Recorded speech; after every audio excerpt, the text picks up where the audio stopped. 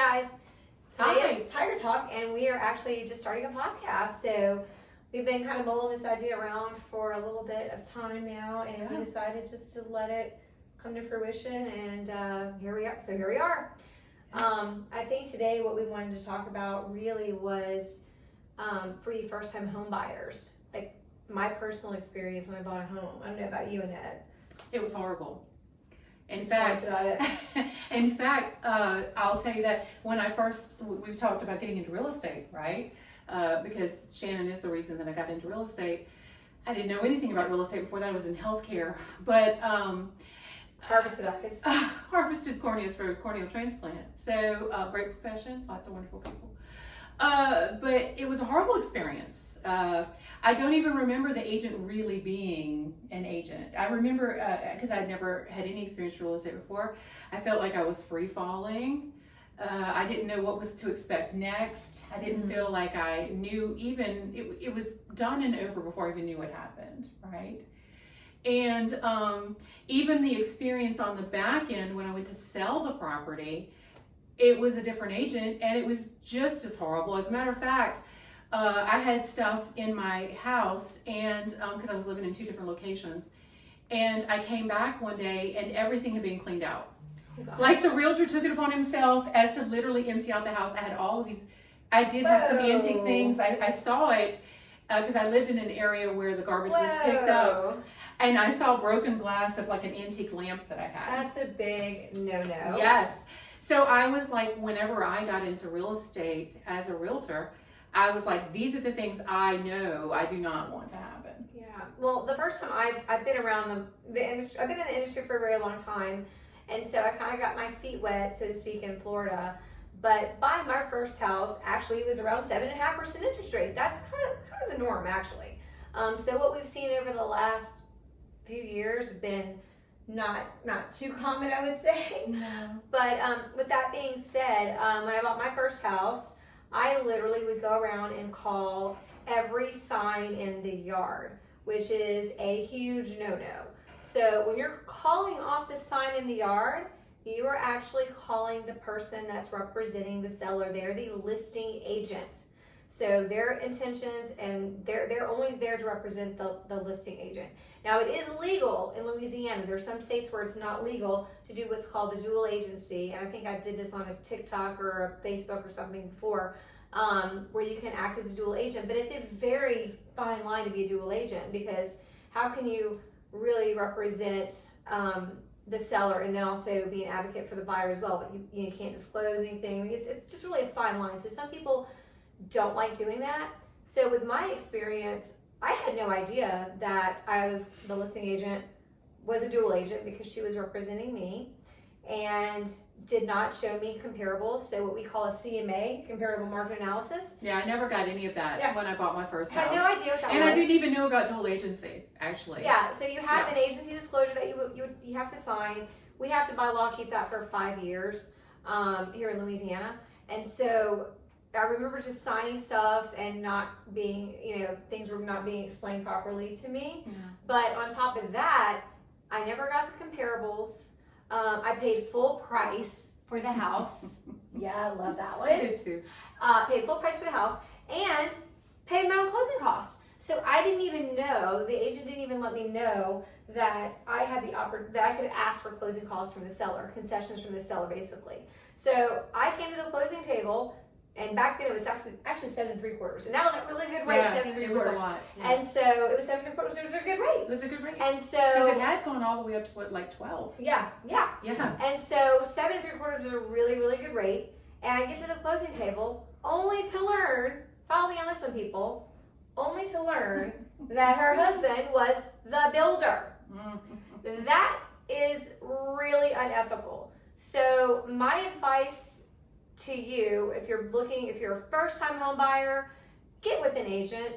It really doesn't cost you anything, honestly, because the seller pays our real estate fee. It's set up through the listing brokerage that the broker has the agreement with the seller, and then they have a designated agent that broker appoints, or the agent has the listing agreement, gets it signed by the broker.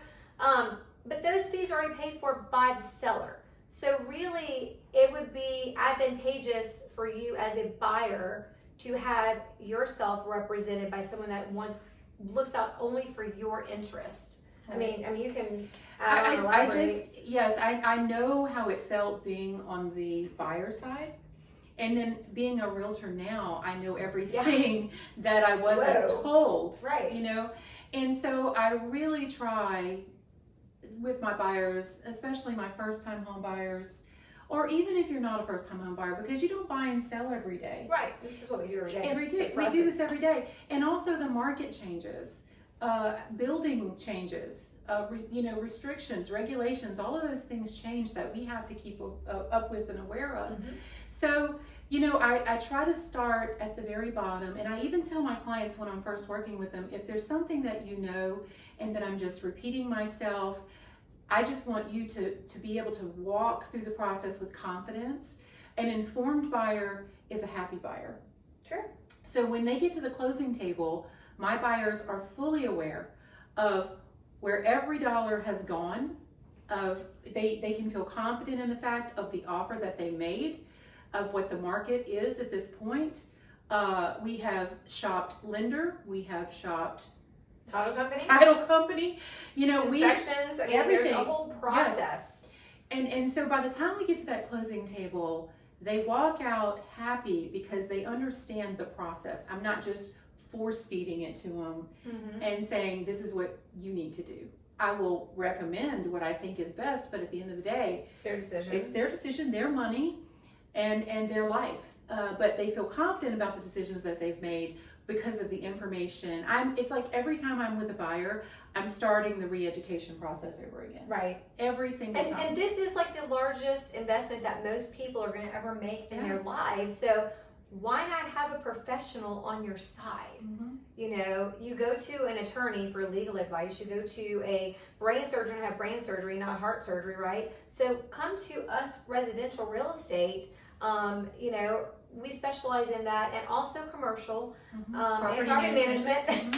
I'll throw that out there. So we know our stuff, and all of our agents here in our office are very well versed, very educated. We're not going to steer you wrong. We're going to have absolute truthfulness and honesty all along the way, and it's about building relationships. We just don't want to be, you're just a sale for us. No, we build lasting relationships. And our foundation really has been just referral based mainly. And right now in this market, because again, we were coming off historically low interest rates. You don't see, and I don't know if we will see that again. The norm is really 7 to 7.5. We are just normalizing right now, and it's in its growing pains, and it's difficult for people to readjust to what we know is normal in the industry. And this is just what we do every day, and inside these numbers, we're not part-time agents. This is all we do. So it really helps because we were able to read that market, and not just the residential market. We are in the investment market, we are in the commercial market, we are in the rental market, and all of those markets have trends. They do. And if you're able to follow those trends, then you can better serve your clients to making those decisions. If they say, what is your plan? Is this your final home goal? Yeah. What is it? Is this your 2-year plan? Yeah. So you want to just roll that money over and do a 1031 exchange, and you roll that money over, and you have tax consequences. 1033. Whatever it is. Whatever your goal is. What is your goal? Because my advice to you is going to be different. Right. My approach to you is going to be different if I know why you're buying this real estate. And the other thing, Shannon touched on this earlier. Referral business. Right now, this market is a difficult market. It is. And it's difficult, especially for your, what we would call like a middle-class step-up home, okay? Because that is the market that's being impacted the most with, increased. Like the 300,000. Yeah, $300,000 price range, yeah. It's really being affected by the cost of living. And we're also seeing not just interest rates, but insurance is going up. And everything, that affects your bottom line of how you afford that house note. So our referral base is really what's been keeping us going and keeping us vital and able to make it in this market. We see a lot of realtors right now that aren't making it in this market. 10% of the people are doing 90% of the business, and we're blessed and we're fortunate enough that we are within that 10% of the market because, like I said, times get hard. You're going to see a lot of people that are just in it to make let me just get in real estate because I want to have a real estate license and just sell a house a year for a friend. Those people are gone. I mean, you can look at the NAR statistics, the National Association of Realtors, and look it up and look at the statistics for yourself. Excuse me, I can't even talk today. For yourself, but a lot of the people are going to get out of the industry because they don't do it like we do every single day. And our agents here, they do it every single day. This is just not something that's part-time for us. This is our livelihood. We're accessible. I always say in real estate, you really don't get a vacation. No. It's a working vacation if you do, because you've always got your phone on you. Right. Or if I go out of town, I have my laptop with me, my phone with me, so I'm always accessible. And that's one thing that I think that sets us apart too, is we communicate effectively with all of our clients. I mean, if it's 9 o'clock at night, gosh forbid, and I'm awake, I'm going to answer my phone. So we are very accessible here. And if there's ever any issues, you can call me at any time. Right, but like I said, very accessible. When you work with Shannon or you work with Annette, you work with Shannon or Annette. We don't have buyer teams because my clients that call me to work with me, they want to work with me. They don't want to work with my assistant or all that kind of thing. Do we have those things behind the scenes? Yes, we do. But we work really hard to make ourselves accessible for our clients. And the other thing that we've done is we never stop growing. Every time we're faced with a challenge, which we could be, one of the best examples I can give is many years ago, many years ago, we were challenged because we were working with a lot of investors, and the investors started pushing for us to expand. They're like, we don't want to, once we've built this inventory of investment property, we like the way you work. We like your work ethic. We like your intelligence. We like, your knowledge of the business. So what we were doing is we were referring out all of that property management business. And Shannon and I thought long and hard, we're like, do we really want to tackle this animal? And again, we pushed ourselves to do that. However, we don't exceed a certain amount because we want to be able to service everybody. We have a limit. That's not all we do. We don't take every property management. Right. And so what we did is we created that division to feed our investor need. And so it's more like a concierge property management service, but it does what we want it to do. It's not always about building the biggest, but building the best. And that's what we are trying to do here. Quality over quantity. Yes. And again, right now in all of our property management, we have a great track record. Right. We have 100% occupancy. And as of this moment, which I don't want to speak too loud, but we've never had an eviction. And that's because we continuously educate ourselves on how to keep good quality tenants in these properties and work really hard for our investors.